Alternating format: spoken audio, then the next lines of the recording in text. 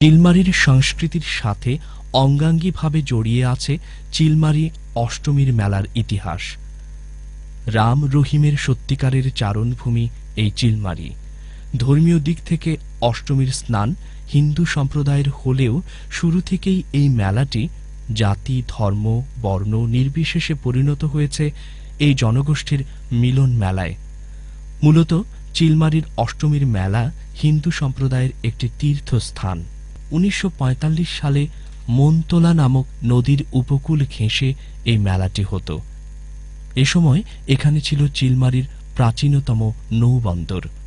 ১৯৪৫ সালে, অর্থাৎ যখন কিনা ছিল অবিভক্ত বাংলা, সেই সময়টাতে এই অঞ্চল থেকে পাটজাত দ্রব্যাদি জাহাজ অথবা নৌকা যোগে চিলমারীর বন্দর থেকে আসামের জলপাইগুড়ি জেলার ধুবড়ী নৌবন্দরে এবং ঢাকার নারায়ণগঞ্জ বাণিজ্যিক নৌবন্দরে নেওয়া হতো।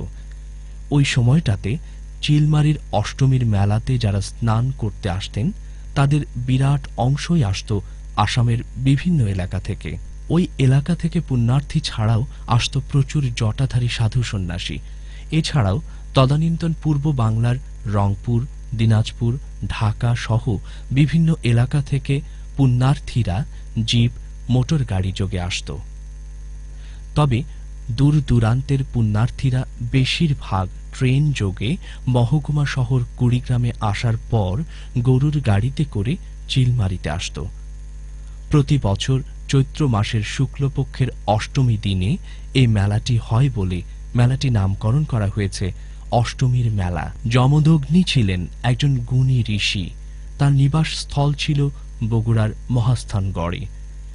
একদিন যমদগ্নি ঋষি তাঁর পুত্র ভৃগুরামকে আদেশ করলেন তার মা চার ভ্রাতাকে কুঠার দিয়ে হত্যা করতে।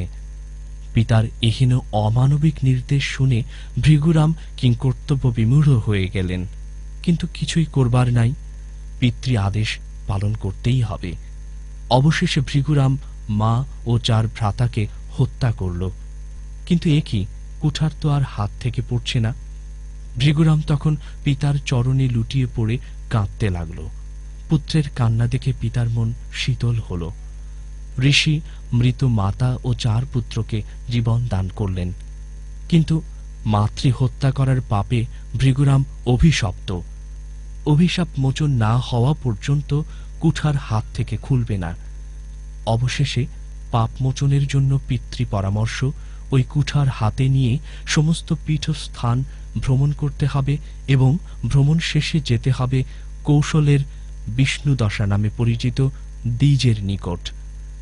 তিনি এ অভিশাপ মোচনের পথ দেখিয়ে দিবেন। ভৃগুরাম নিজের শরীরের সাথে আটকে যাওয়া অভিশপ্ত কুঠার নিয়ে চষে বেড়াতে লাগল গোটা ভারতবর্ষের তীর্থস্থান। এভাবেই ঘুরতে ঘুরতে একসময় সে পৌঁছল কৌশলের দ্বিজ বিষ্ণুদশার নিকট। বিষ্ণুদশা পরামর্শ দিলেন, যাও মানস সরোবরে, সেখানে গিয়ে পর্বত কেটে হ্রদ সৃষ্টি করো।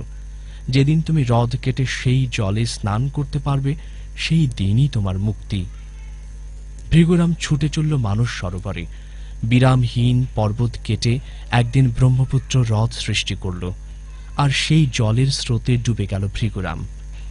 কথিত আছে ভৃগুরাম পর্বতের পাদদেশে ডুবে যাবার পর চিলমারী উপজেলার ব্রহ্মপুত্র নদের ত্রিস্রোতের মাঝে ভেসে ওঠেন এবং তার হাতের কুঠার খুলে যায়। ভৃগুরাম মাতৃহত্যার অভিশাপ থেকে মুক্তি পান। ওই দিনটি ছিল চৈত্র মাসের শুক্লপক্ষের অষ্টমী তিথি।